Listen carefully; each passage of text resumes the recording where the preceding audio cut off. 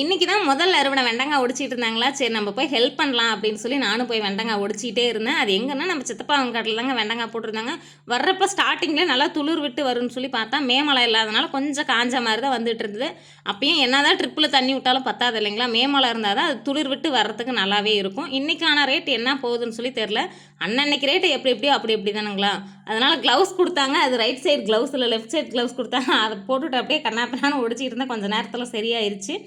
சுக்கங்காய் யார் யாருக்கு பிடிக்குன்னு சொல்லி மறக்காமல் கமெண்ட்டில் சொல்லுங்கள். இது வந்து வத்தல் அதிகமாக போட்டு வைப்பாங்க இல்லைங்களா, செம்ம டேஸ்ட்டாக இருக்கும். நான் சாப்பிட்ருக்கேன், அதனால சரி சொல்கிறேன். இது சாப்பிடக்கூடிய பழம் தான். பூனை பழம் இருக்கும், நல்லா பழுத்திருக்கும் அப்படின்னு சொல்லி இப்போ பார்த்தாங்களா, இது வெயில் காலத்தில் தான் நல்லா பழுத்திருக்கும். சாப்பிட்றதுக்கு நல்லா டேஸ்ட்டாக இருக்குங்கிறதுனால பூனை பழம் தேடிட்டே இருந்தேன். நானும் தம்பி தேடிட்டே இருந்தோம். பழம் கிடைக்கவே இல்லை, காயாக தான் இருந்துச்சு. எப்படினாலும் பழுக்கிறதுக்கு இன்னும் லேட் ஆக மாட்டிருக்கு. ஒயிட் கலரில் இந்த பேஷன் ஃப்ளவர் நிறைய பூத்துருந்ததுங்களா. நானும் சரி இது பறித்து வைக்க முடியாது, பார்க்குறதுக்கு அழகாக அட்ராக்ஷனாக இருக்குன்னு சொல்லி பார்க்குறதுக்கு தான் முடியும்.